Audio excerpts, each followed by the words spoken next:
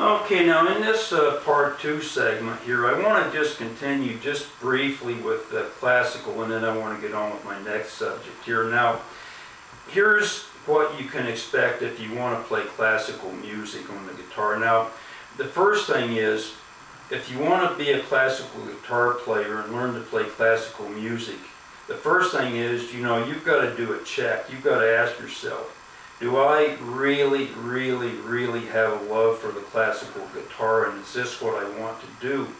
And the reason you need to ask yourself this question is you're probably going to make a lot of sacrifices. There probably aren't more than half a dozen people in the whole world who are making top dollar doing that, if that many even. So you need to do that check first. Now, right up front, you're going to spend a lot of time doing this. Now, there's Douglas Neat in Kansas City who teaches at the UMKC Conservatory of Music.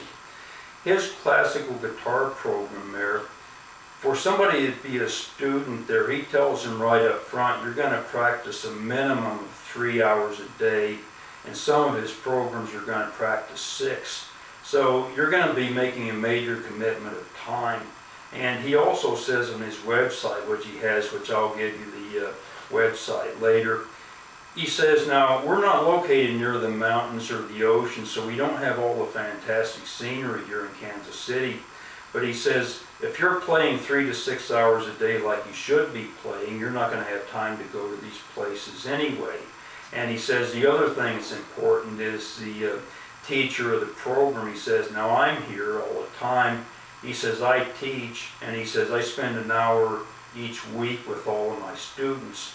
So that's what you're going to get into if you get into classical guitar.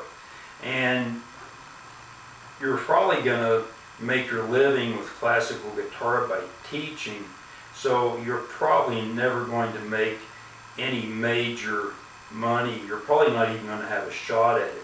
So right up front, that's what you should know about classical guitar. Now, the other thing is about it, now, classical guitar and acoustic guitar in general is rough on the left hand. That's because they have high actions. Acoustic guitars and classical guitars have high action. So they're harder to play, a lot harder to play than electric.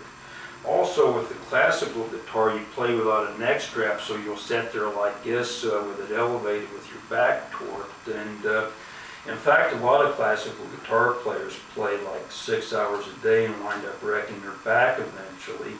And a lot of other acoustic and classical players have to have their left hand surgically rebuilt because they get carpal tunnel and all that good stuff. Now, there's one other thing I'll tell you about classical guitar. There's a player named Ronaldo Bellucci who has a website called Mangor.com.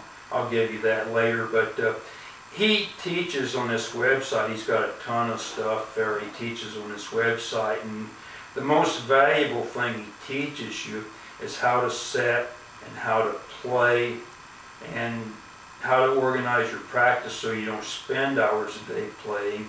And the result of all of this is that you don't kill your back and you don't kill your hand and your wrist and you don't kill your body like a lot of guitar players do.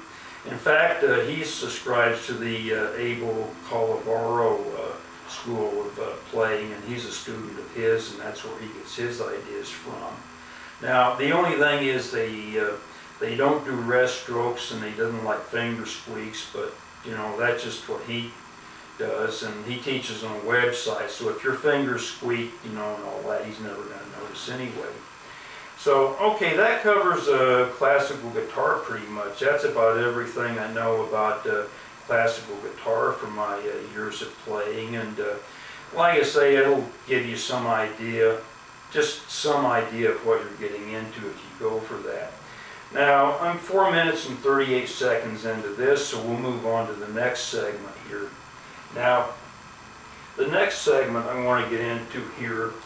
Now, you remember I was telling you about the cost of the instruments? Well, this thing here is a Les Paul knockoff, for want of a better description of it. it was made by Epiphone, who was owned by Gibson, and it was made in China. Now, as far as I can tell, the labor in that part of the world is first rate. I mean, they've got first rate work ethic and everything else. This thing looks just exactly like a Les Paul that I used to have. It functions exactly the same way. Now, here's the kicker. It cost me $539, about 1/3 or maybe even less of what you can buy a Les Paul for. The function is identical. If you want to be a rock star and your ambition is to play in Inglewood Forum before, say, 30,000 people or whatever, you know, and go on tour and live this lifestyle and score chicks and drugs and stuff like that, and you're gonna project the rock star image. You get all the body art and the piercings and the torn clothes and the things like that, you know, and you want a shot at the real big bucks these guys make. Well, this is all the instrument you're ever gonna need right here. $539. Now, that's like everything else. All the stars in that venue, they get guitars thrown at them that the makers of these guitars sell for, you know, thousands of dollars or whatever. These guitar makers throw these guitars at them and say, please take this thing, please play it on tour, please, you know, tell people you play our guitar, and you know, we'll even throw in a few $1 million if you'll just endorse this thing so people will buy it. And that's how these things are sold. But like I say, this thing is identical in function. It'll serve the same purpose. You can play all the power chords, all the ear-splitting leads, all the everything at an incredibly high volume, and damage your hearing just as good as you can with anything that's more expensive. So that's about it for this one. I'm running about 7 minutes here, and that's all I can tell you about that. Now, if in fact you're just starting out and you're trying to decide what to do, you haven't made up your mind yet, and if in fact you do want to do something, and you do want a shot at the big dollars, this is probably what you're going to have to do, because even if you don't get to the big dollar platform, you'll probably, you know, you might at least grind out a living. You know, you might not be a struggling artist like a lot of people are. So I'm going to cut this off at about 8 minutes here, and I'm going to go on to the next video, because that way it'll be kind of complete, and maybe I can get all this done in 3.